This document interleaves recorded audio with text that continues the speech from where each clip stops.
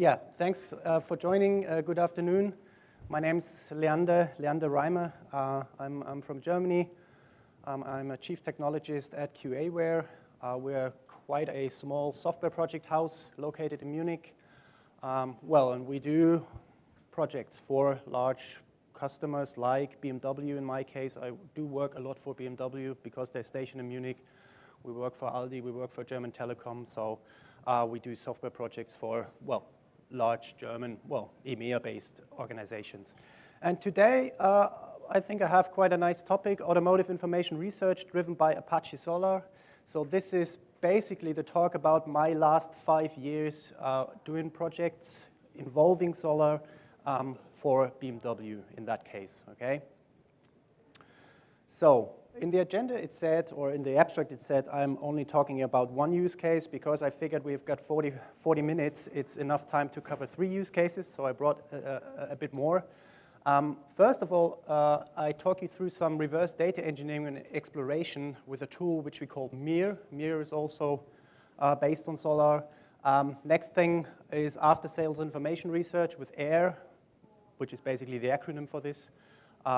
This is the main contents of the talk. And last but not least, I talk about bomb explosions and demand forecasts with a system we call Zebra. All 3 systems are based on Solr, obviously. So because this is in an automotive setting, I figured we get into our DeLorean, okay? And we do time travel a bit back. I don't know, the time is not quite correct. We go back in time about 5 years, okay? And the first thing I want to show you is what we did to reverse data engineer and explore relational data silos when we started doing all those projects kind of at BMW. And when we started, we had the challenge.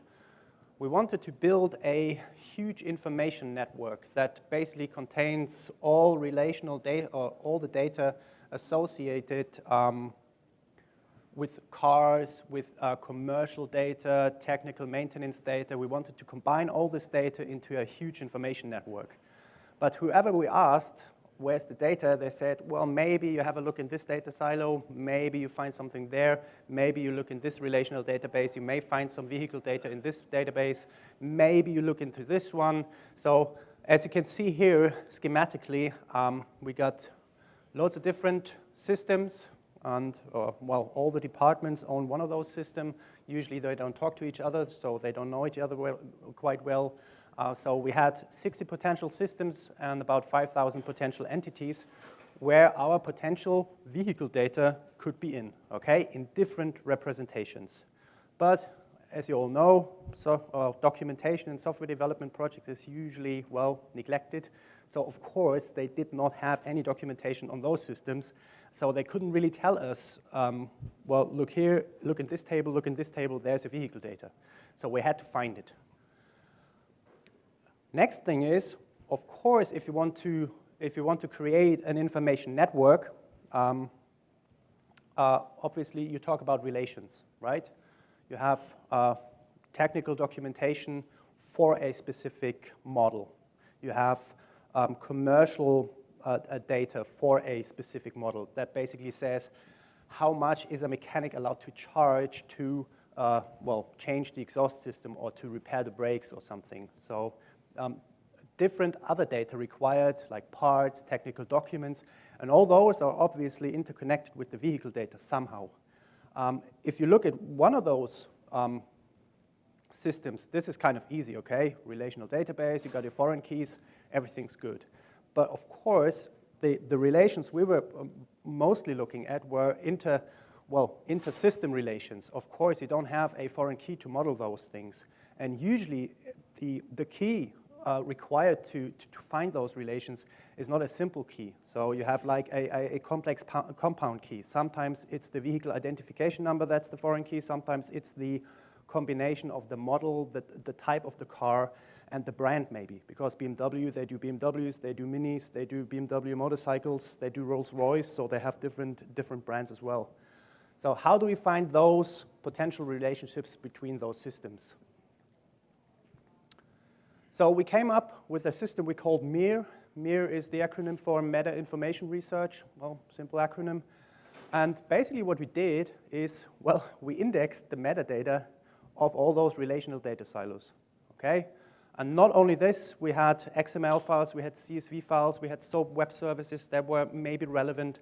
So we basically indexed all those meta information about the information and the structure of the information into a, well, pretty simple Solr schema.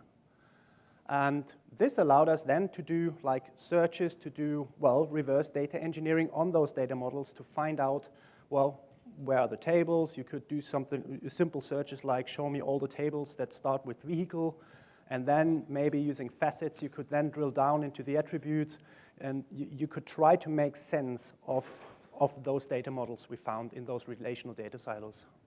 In the end, we also managed our own data model, which we then came up with for our target system, which I'm going to show you next then. We also managed the data model with this one. And this tool proved to be really helpful, right? So the IT governance guys, they at some point came to us and said, like, please tell me where is data X in our systems. So what we did here, for example, we built an exporter for Magic Draw, so we could finally tell them what their systems look like. They were unable to do that. Well, we told them what they're going to look like. Here, the MEIR generators, for example. So using this, we are also able to basically generate, so this is kind of a small code generator. We can generate the whole, well, data access logic for the next system for AIR. That is the after-sales information research. Well, you know, nothing fancy. This is what the tool looked like. Well, here on the left-hand side, you have the systems. The systems have tables. Obviously, the tables have attributes. And then you can drill down using facets, or you can do wildcard searches on the data to maybe see here. You see here, this is, well, Fahrgestellnummer. This is the German word for vehicle identification number. But you can also see that some systems model it with _7 because it's 7 digits long. Some already up to the new one, which is 10 digits long. So you already see here that you have kind of different columns in different tables and different systems that mean the same thing, okay? And this was quite important for us to find out. So next to after-sales information research with AIR. So this is our main system. So our product owner had this really simple vision, okay? Well, find the right information in less than 3 clicks. Now, you might say, well, that's not so special, but I need to give you some context what the initial situation was. Who drives a BMW in here?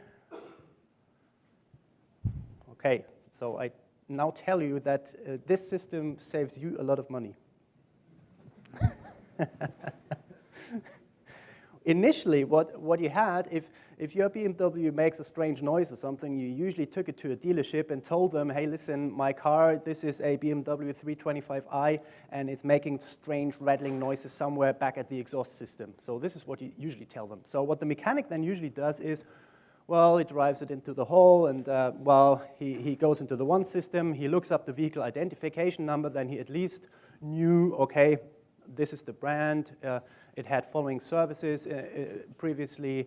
But the strange thing now is he had to go to another system, to a not connected system, to find further information. So there was one system for parts, there was one system for maintenance-related things, there was one system for technical documentation, another system for maybe do you have an insurance that basically covers most of the repair and all that.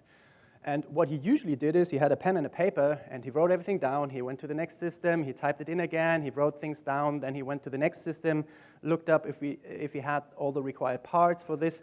And obviously, all this took a lot of time and was kind of error-prone, and you had to pay for this. So they had this idea, okay, how about we combine all the data into one consistent information network. We want the vehicle, and we want the vehicle interconnected to the parts. We want the vehicle interconnected to all the technical documentation, to maintenance-relevant information, and so on and so forth, and make this thing searchable and navigable. Yeah, so you could search the car, and from the car you could then go, okay, show me all the relevant technical information for the exhaust system. Okay, so you see the point. This is kind of a search, right? So you're searching information in the context of a car. And obviously, in the end, we wanted to replace all the existing applications with one easy-to-use, concise information network. And we're live since 2012. 2012, we launched the first release. And we're pretty much there, okay? We're still developing this application and improving it constantly, of course, and adding new features. But the initial version we launched in 2012. So what's my time? Good. So this is Air. On the left-hand side, you see different clients. So yeah, you can access the system either using a web browser. You can access the system using a .NET client application, which basically only is a wrapper around an Internet Explorer. We have a lot of third-party applications. So third-party applications, they also require all the data we have in our data model. So this is like the diagnosis or the programming application they use to diagnose or program your car. This is like the service technician application that also requires some technical data maybe about the car. They have a fancy iOS application that's basically also used during the servicing, where they go around the car with this application and you tell them, oh, look here, the tires, and maybe do an oil change and all that. Here in the central part, you have what we call, this is the Air Central application, which is a simple Java EE-based standard monolithic application, not so fancy, no microservice application like here at PlayStation. We do have some things like Air Loaders. We will definitely cover those. We have our Air repository. Yes, we do have a relational database as well, but only to store like transactional things, not used that much. So for today, we will focus obviously on the Solr specific parts. So what we currently have is we support 20 different languages. Of course, the system is rolled out worldwide. So 20 different languages, and I think somewhere this year we go up to 24 languages.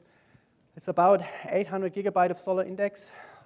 We're pretty, we still use Solr 4.7, yes, so we're quite of old school still. No fancy Solr cloud. Basically, every language is one Solr core, and Solr core, depending on the language, is about, 25 to 35 gigabytes in size. So what you see here, we're still running a Solr master-slave setup. So we have the slaves that are used for searching, so they're highly optimized for searches, and the master Solrs, they are highly optimized for indexing, for index time.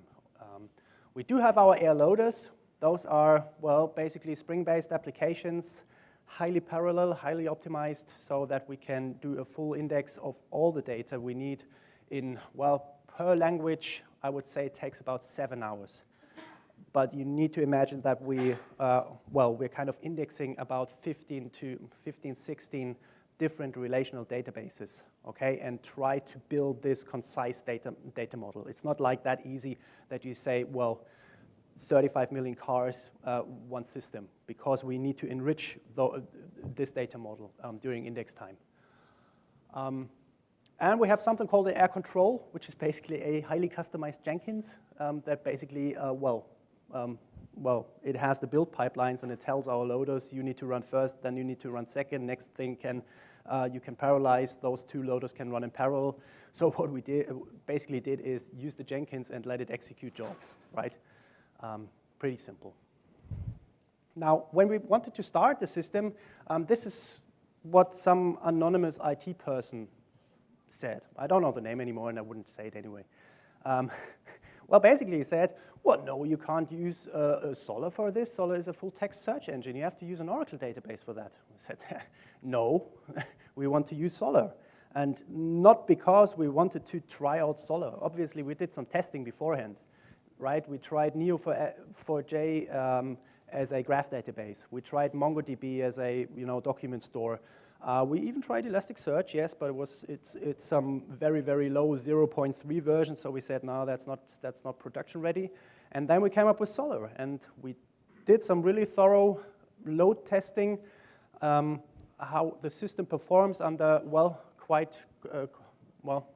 several millions of documents, and then we came up with Solr. So we were convinced Solr is the right solution, but those IT guys said no experience in operating a large Solr installation, you have to use Oracle. Then we said, okay, here are some facts. And I think they're pretty clear, okay?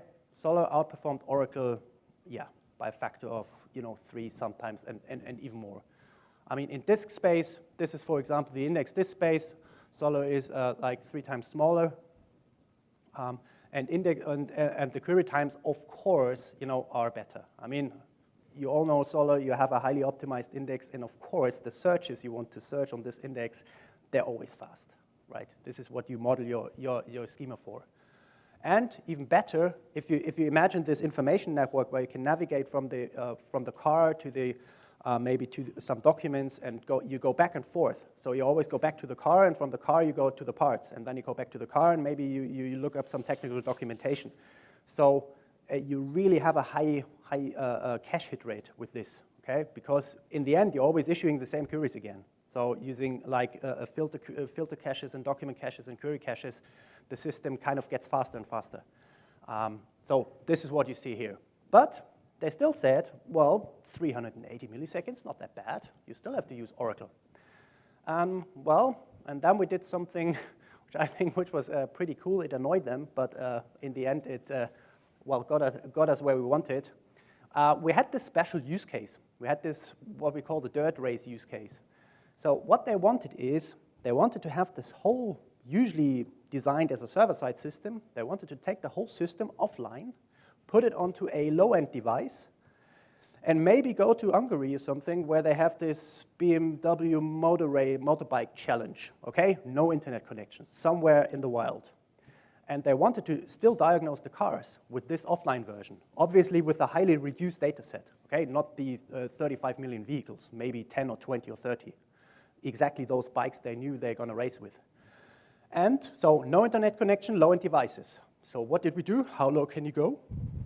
Well, we used the Raspberry Pi. Thank you. So we used the Raspberry Pi, and this was even Model B and not the latest one.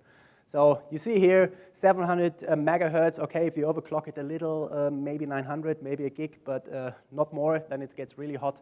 512 meg RAM and a 32 gigabyte SD card. We ran Debian Linux with the JDK8, JD Servlet container, and we deployed the Solr war in this, and the war for our application, for our server-side application. And we had a reduced offline data set with 1.5 million Solr documents. And, well, guess what? It worked, okay? And it worked really nice. It even got a decent query performance with 1.5 seconds maybe, okay? I mean, this is a really slow device. And then we said, try that with Oracle. Huh? So in the end, of course, well, can I say that? We pissed some people off, yeah? So some people were a bit annoyed, so if you have to do things like this, think twice, because those are the people you have to work on with later on. But it did prove our point, okay? We want to use Solr, and we want to go that way. Of course, I mean, telling you now that you can run all this on a Raspberry Pi, you all know this with open source projects. I mean, this is no silver bullet, right? If you download Solr from the website, you unzip it, okay, don't expect super optimal performance, right? You have to tell it to be fast. You have to optimize it. And one key thing, I think, is obviously this a careful schema design, right? If you stick in your analyzer chain or in the index chain, if you stick in every filter you can find on the web, then your index just explodes and you have loads of things in there. So keep in mind, tune this to your specific search needs, okay? Do you really need a reverse wildcard filter query factory? Yes or no? Think about twice, because if you use it, it will double your index size, right? If you use n-gram filter and tell it to index every 3 characters, then your index just explodes. So know your use cases, know the searches you want to do on the data model, and then obviously stick to the bare minimum here that solves your needs, right? So this is one advice, obviously, I can give you from the last 5 years. So next thing is, I told you that we had lots of relational databases. It's how you're going to stick all those relations into a non-relational data model like Solr has, right? So you have to denormalize.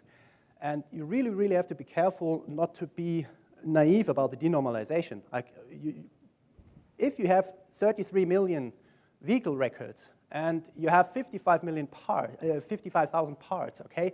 One thing you could do is, well, it's a one-to-many relation. I can just multiply it. But what happens is your index basically explodes, right? You have loads of documents in there. So this is not what you want. So we needed to come up with something smarter. And one thing we did is, well, in the very early stages, we used multivalued fields to model a one-to-n relation, okay? So the one side is basically the row. This is the one.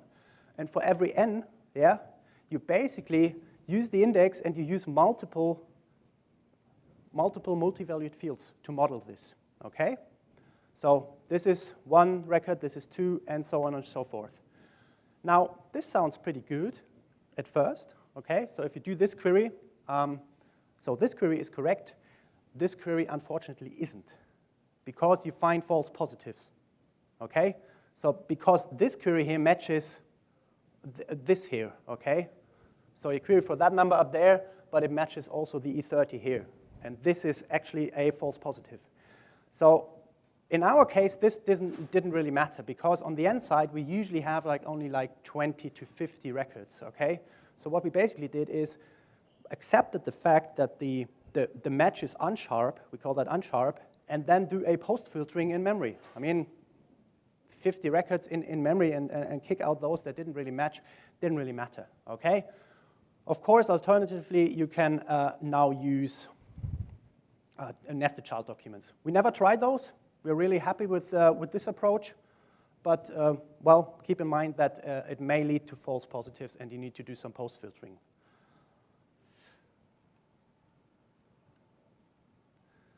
So this worked for really simple things. Now, another thing we had is the technical documentation. And let me jump back a few slides. Where are the technical documents? So those are 648,000 something. And we have 33 million documents. So what they already did in their database is they came up with binary validity expressions.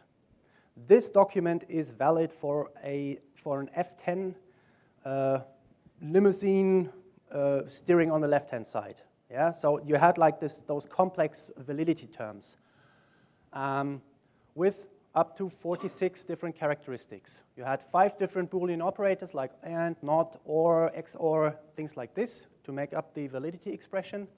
And of course, they can be nested and complex, and braces open, open, open, then the first one, so quite complex.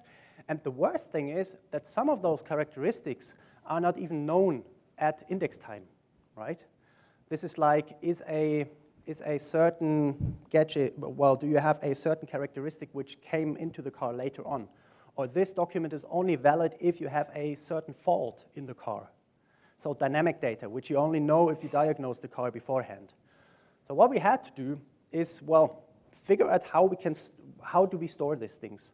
So basically what we did is, well, okay, first of all, we're going to transform all this strange validity expression into something more, well, manageable from a computing point of view. So what we did, well, we used JavaScript, JDK, JDK8, Rhino engine is good at executing JavaScript. So we said, well, let's go for JavaScript at the moment.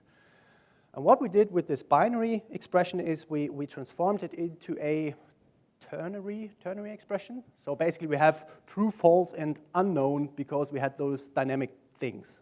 So again, the query later on will be slightly unsharp. So this here is what this binary expression looked like. So you see here, type brand, BMW car, E-Series F10, transmission mechanical. So as an example. So what we did is transform this into this JavaScript equivalent term and store this JavaScript equivalent term as a simple field on our Solr document. So far, so good. Now, how can we evaluate this thing. So basically what we did is implement a custom post filter, right? So we implemented a function query which we could then apply as a filter query.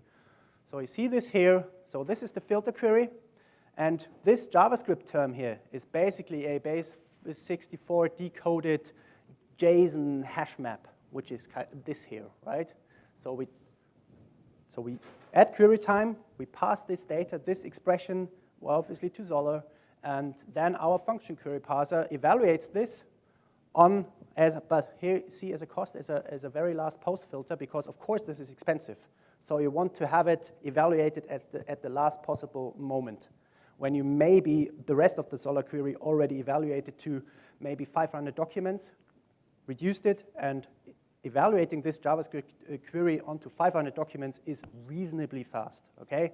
Obviously, you're not in a sub-100 millisecond query here anymore, okay? So maybe this is 1.5 seconds. But this is still acceptable for our use case, of course, yes?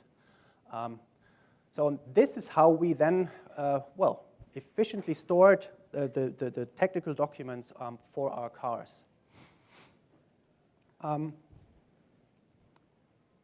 The index we're producing is, well, it's a daily index, okay? BMW produces cars every day. And every day we're gonna well, obviously those databases are delta capable, so we don't have to re-index 33 or 35 million cars every day, so hopefully only 100 or 1,000, plus all the change data. And as I said before, we use a modified Jenkins for this. So basically this is us developers here. What we do is if we write a new loader, well, we write the loader, we test it, and then once done, you know, we tag it and we push it to a Nexus repository. Here are the ops guys. The ops usually, well, they operate on the Jenkins master. They, well, some of the jobs they run nightly. Some of the jobs need to be triggered manually. So the ops guys basically operate on the Jenkins and they start those loader jobs. Inside those, well, we used, well, basically Maven to do like the dependency management and to do the updating of our loader artifacts on those machines. We have a local Solr installed, which is kind of next to our loader jobs. And this basically, well, rebuilds the index. And one thing we're still facing is, because we're building this highly condensed representation of 15 different sources, and some of the sources are not delta capable. So what we have to do is like throw away maybe half of the complete index. Our index is currently 55 million documents, something around that. So we have to throw away half of it and rebuild everything, okay? Because we need to query 3 different databases, combine the results, and build that. So this maybe takes 3 hours or 3.5 hours. So during this time, obviously, this index cannot be replicated because it is not concise. It is not consistent, yes? So this is why we are still operating in a master-slave replicated mode in our case, right? So we build the concise index here, and then once it's consistent, we replicate it, and then it's searchable. So this is basically happening every night. Right. So this was air, and for the last 10 minutes, perfect timing, I want to talk you through the latest system which we're building together with BMW. And I will talk about what we call bomb explosions and demand forecast with something called Zebra. Zebra is the German acronym for, well, Central Demand Calculator, something. So this system basically builds upon all the experiences we had with air and, well, tops it up a little. So you see this here? This is actually a BMW, very early one. And what is a BOM? BOM is the acronym for Bill of Materials. And basically, it tells you what this car consists of, okay? So you need a battery, you need this chassis, you need this drive chain here. The drive chain itself is a part, but the drive chain is a complex part which is built from smaller parts, like those screws and the transmission and the engine block and so forth. So this, and on every part, you have a very kind of complex, again, validity rule. When do you need this part? So this part is for a BMW E-Series 30 automatic transmission. And so you have, again, those very, very complex validity rules that tell you how to assemble this specific car. And then on top comes, of course, if you say, well, I want a new car, and I want it to be yellow, and I want to have this special yellow color, maybe this also influences the type of brakes you need to build into this car, because different colors have different weights, you may need stronger brakes, and so on and so forth. So those are bill of materials. And what do you need them for? Well, production planning is one thing, and this is the heart of BMW, okay, production planning. And currently they're operating on some old 20-year-old AS400 DB2 database type thing. And to calculate all those BOMs in advance for the next 18 months takes them more than a night at the moment. So this is why they're looking for a new system. They need to be faster. Forecasting demands, obviously. If I assume for the next 18 months, following orders for this type and for that type, how many screws do I need, how many batteries do I need, and so on. What happens if one of my suppliers maybe goes bankrupt and I need to change to a new one? What do I need to change? What changes? So simulation, scenario-based planning, well, this is like, scenario, I don't know, some war or some natural catastrophe that basically influences your whole supply chain. So they want to be prepared, okay?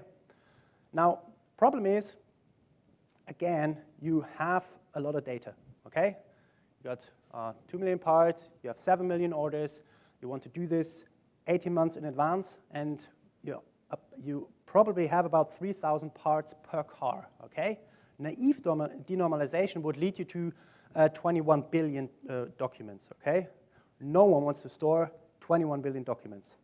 I'm sure you can do this with Solr, but I don't know about the query time, or maybe the cluster size you would require to do this. Okay, so again here, we needed something smarter, and I can already tell you the whole index which we're building here is about 15 gigabytes in size, okay? And it only has 10 million Solr documents. But those 10 million Solr documents contain 21 billion BOMs. Again, using validity terms, using the thing I showed you before with the multivalued fields. So it's really small in size. And the hardware requirements to run this and to query this, they're actually not that high. Currently no Solr cloud there either. It's one core, one simple core. But of course, this is the core for production planning, which is required for production planning. And now those analytics guys come and they want to play around with the values. So what you now have to do is for different analytics jobs, you would have to copy this one concise core, change a few parameters, maybe re-index a few things, and then play around with this. So we're slowly going towards Solr Cloud now with this solution to kind of scale out and to basically make those guys here happy. And one thing is we combined Solr with Solr Spark here at that end to do, real-time analytics and real-time queries and real-time complex computations on this core. So a match made in heaven, I would say, Spark and Solr together. Here's a quick overview of the optimizations we do. So this Solr I'm talking about here is not the Solr out of the box anymore, okay? We tweaked it a lot, we modified it a lot. So we have a bulk request handler, for example, so we don't send for every order, for every BOM, we send one request. No, we send like one request with 100 order numbers, okay? So we do a lot of computation inside of Solr. We have a postfilter, Boolean interpreter as a postfilter, mass data, binary response format, binary doc value support, a custom join algorithm. So we added a lot of stuff to this Solr instance, okay, as update handler or as filter processor, and so on and so forth. And last but not least, what we did, we did this, and in October 14, we were down to 24 milliseconds to resolve one BOM. Unfortunately, we had strong competitors. We had a SAT solver implementation, highly optimized C++, and we had SAP HANA as competitor as well. Thank you, 3 minutes. and they were faster, okay? So what did we do? Well, we started our profiler and started profiling Solr. And basically what we did is we kicked out everything we knew we're not going to need, okay? Scoring, not relevant for our use case. String doc value support, not relevant, kick it out. Stat cache, no, we don't, well, no caching, no statistics required in this case. We removed the default query parser, well, replaced it with our one. And once we did all this, well, we ended up with 0.0 seconds, milliseconds for one resolution, okay? And this is, I mean, this was already fast, but this is that fast. And, well, basically doing this, we outperformed SAP HANA and a custom C++ implementation. So thanks to the power of Solr, thanks to the flexibility of it, we were able to, well, to do all this here, hook into our own implementations, and to make it really, really that fast. So, time's almost up. I don't have a huge summary slide, so this is my summary slide. I only want to tell you, well, now, my experience over the last 5 years is basically, Solr is definitely much, much more than only a full-text search engine, okay? See it as a, well, enterprise-ready data analytics backend, okay? You can do searches with it, business analytics and data science, all those things combined with Spark maybe. Solr is a super, super helpful tool that should be, well, kind of in the repertoire of every software architect maybe, okay? Thanks for joining, open for questions.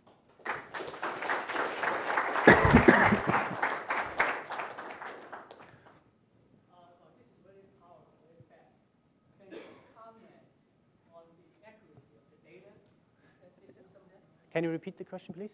Can you comment on the accuracy of the data compared to Oracle? Oracle is a very structured, very well-structured data. Yes. And it's supposed to be always correct. Using this system here, is the data integrity always correct? Yes. Yes, definitely is. So the question was, is the data integrity always correct? Yes, it is. Because we do this, well, our indexer the indexing takes care of producing a consistent set, okay? And of course, at the beginning, we weren't correct, but that was basically because we had to reverse engineer the structures of all the existing data silos. But once we had the experts on the system, they told us, oh, look here, those relations are not correct, those are not correct, those are not correct. And now we're in the field for the 4th year now, so yes, definitely, we're always correct, yes.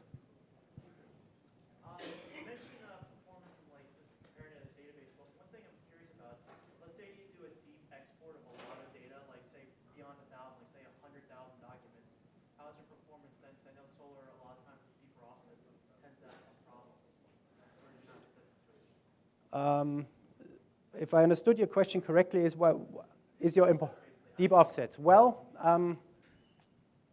we don't have that in our case. We try to optimize the data models so much that basically you only end up with maybe 100 documents, maybe 500, okay? And paging through 500 documents is not slow. It's really fast. And you do prefetching of the next page anyway, and then for our use case, this is really fast.